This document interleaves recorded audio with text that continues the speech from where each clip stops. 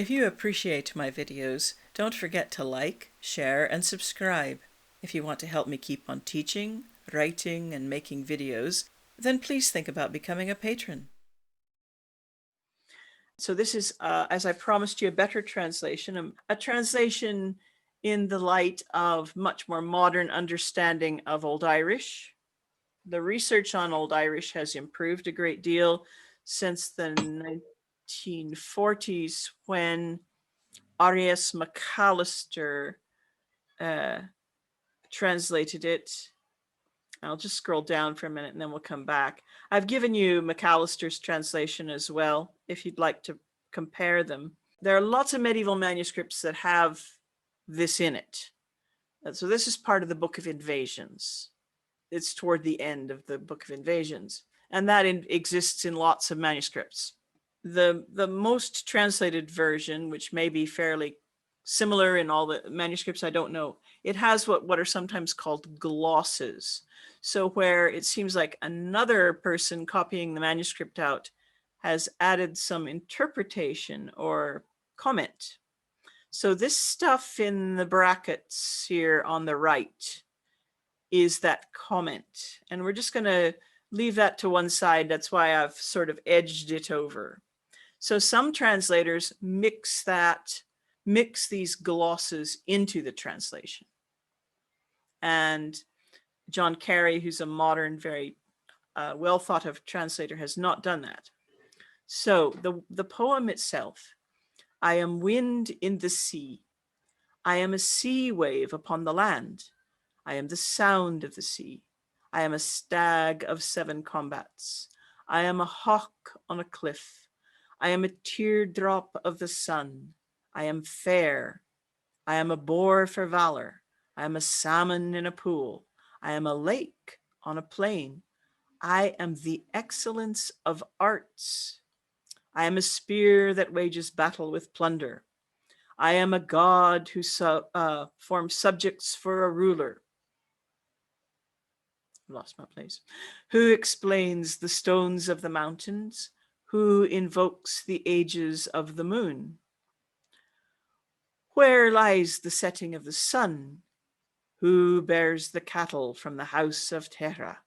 Who are the cattle of Terra? Who laugh? What man, what god forms weapons?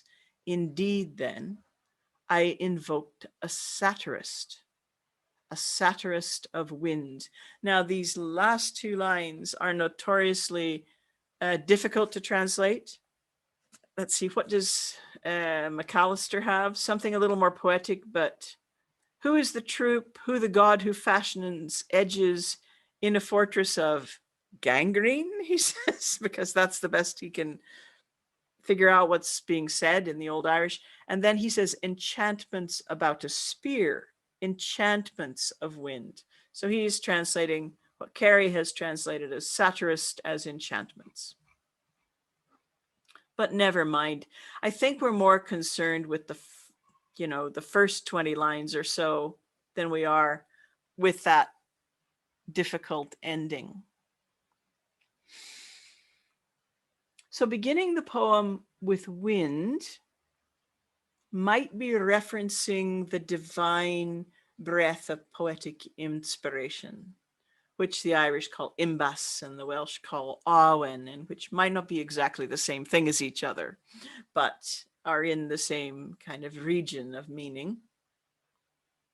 And notice that in the first 3 lines, we go from the sky or air, I am a wind in the sea, to the sea, and I am a sea wave upon the land. So we come to the land and kind of back into the air with I am the sound of the sea.